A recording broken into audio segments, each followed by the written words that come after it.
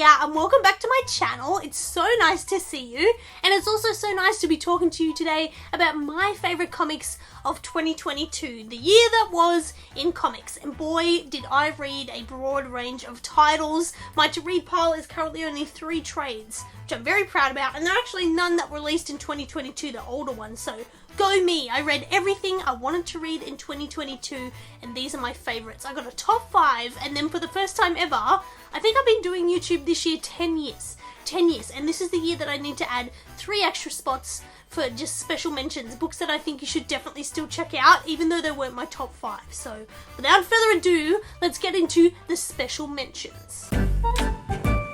My first special mention is for this amazing graphic novel, Wash Day Diaries by Jamila Rouser and Robin Smith. This comic instantly read like a TV series to me. It is a tale of 4 POC women going about their lives. They're going on dates, they're working on mental health, they're getting their hair done, and it's about the 4 tales of 4 friends coming together at the end and working with each other. It's uplifting, it's positive. I love the tiny little moments like when they're getting their hair braided or washing their hands, working on mental health in their bedroom. It was just such an uplifting, positive read, and to see these friends all come together, work together to help everyone reach their goals, it was just a really positive, wonderful experience. So I implore you, if you're having a bad day or perhaps you just need something a bit more uplifting in your life, Wash Day Diaries will get you in the mood for a better 2023. Another special mention goes out to Nightwing by Tom Taylor and Bruno Redondo. Still been really enjoying this series. It is by far my favourite superhero series of the year, and the single issue comic that I get most excited about when I see it in my pool. Yes, well, I don't even see it in my pool because I'm the one that puts it in the pool. It's my job to pull the comics each week, so when I see it coming in on the paperwork, I get really excited.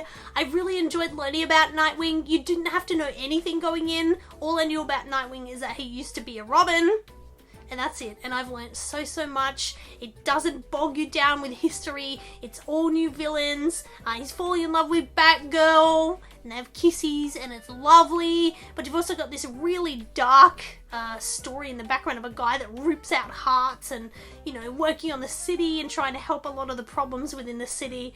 I don't know, I just really liked it. It's not this big, grand, epic saga. It's little stories all involving the city and how Nightwing can help it. And kisses with Batgirl. It's fantastic. I really implore you to try out Nightwing. There's 3 trades already out. It's real good.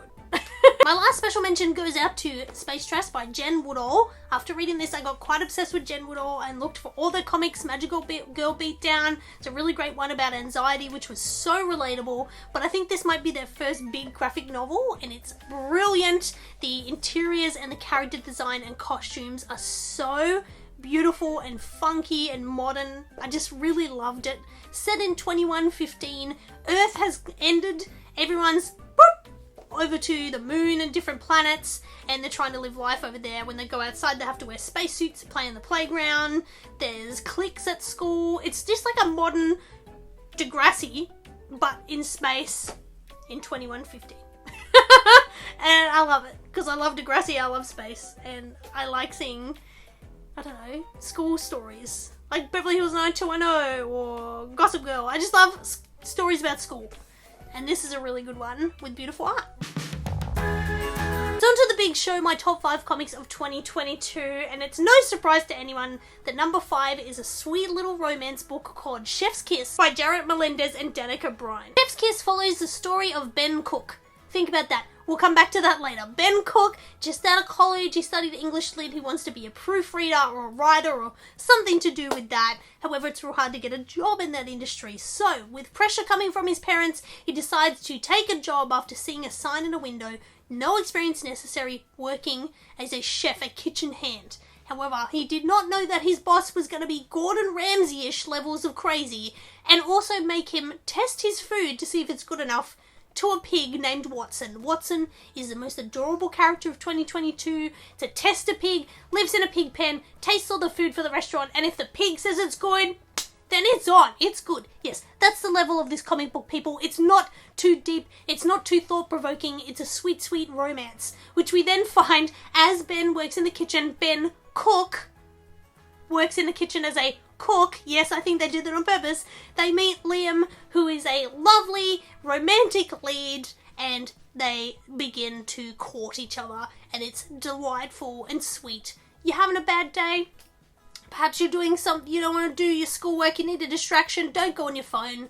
Read Chef's Kiss, have a lovely time, see some wonderful food, see some romance, see a cute piggy, and go on with your day. Number 4 goes to this amazing piece of work, Welcome to St. Hell by Lewis Hancox. This is an incredible graphic novel. It's going to help so many people understand what it was like being a trans person in the 2000s, before internet, before being able to reach out to people in your community. It felt very insular. It was just an incredible read. I learned so much about what it was like growing up being a trans person at this time. I grew up in the 2000s and went to school at the same time as them. I felt really connected to the nostalgic parts of it, where it's pop punk music, the skateboarding, the fashion at the time. I just really felt connected to that world, because that was my world, the 2000s teen growing up. However, learning about the trans experience, the lack of support, the lack of medical information for people, seeing Lewis go through things like body dysmorphia and talking to their parents about things, their parents not quite understanding. It was just a brilliant read, and I liked the idea that it was Lewis current talking about their life in the 2000s, so they can reflect on it as they write it. Love the art style. It's kind of a mix between Raina Telgemeier and Jeffrey Brown. Really sketchy and easy to follow. No colour, and just brilliant. Felt really personal and wonderful. Number 3 goes to this amazingly beautiful graphic novel from Nobrow Press called Thieves by Lucy Byron. This book has such a weird and wacky concept, right? So stick with me. Ella had a big night, went to a party, drank too much, fell asleep at home, woke up. Turns out they had sudden onset kleptomania because their bed's like a magpie's nest, all kinds of treasures all around it, and they can't figure out how they got there. How did they get there? They don't know. But they do know they were at Madeline's house last night, and Madeline, Ella has a big crush on her. And so, through their little friendship, they start chatting and then realize that both of them somehow have kleptomania.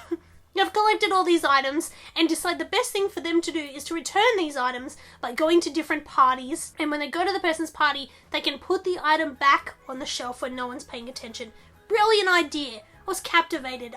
So many times I felt myself holding my breath, wondering, are they going to get this on the shelf? They're about to get found out. They come out with different concepts on how to get out of the party, how to put the item back. It was brilliant. I loved seeing the shenanigans that went on returning the items. I loved seeing the blossoming romance between the two characters.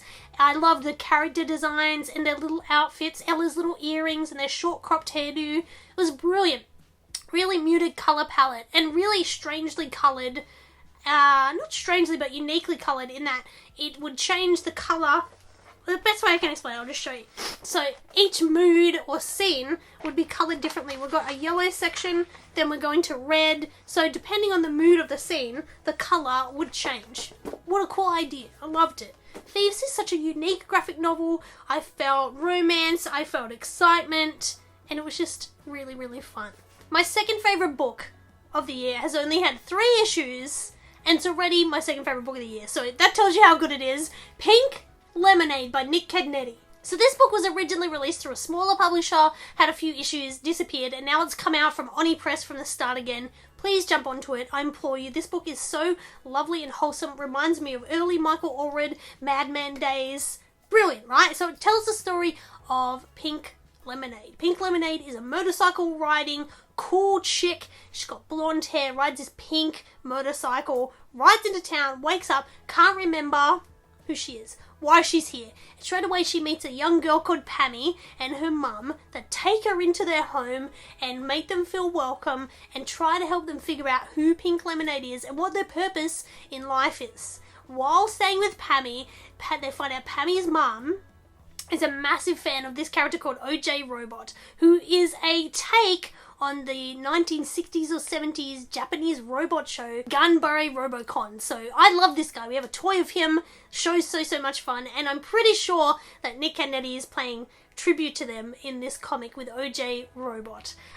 So the mum is a massive collector of OJ Robot. It's awesome. They all bond on this. One day, Pink Lemonade's riding the motorcycle, freewheeling around town, having a good time, and they stumble upon a movie set of Ron Radical, who's like the... what's I've forgotten his name! Arnold Schwarzenegger. How can you forget the name Arnold Schwarzenegger?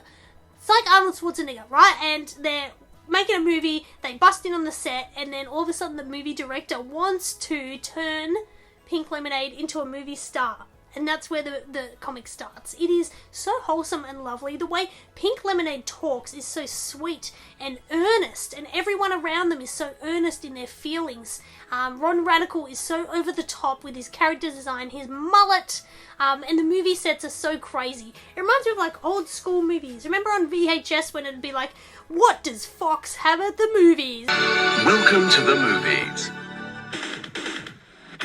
From the studios of 20th Century Fox, we invite you to a sneak preview of exciting productions coming to your cinema screen.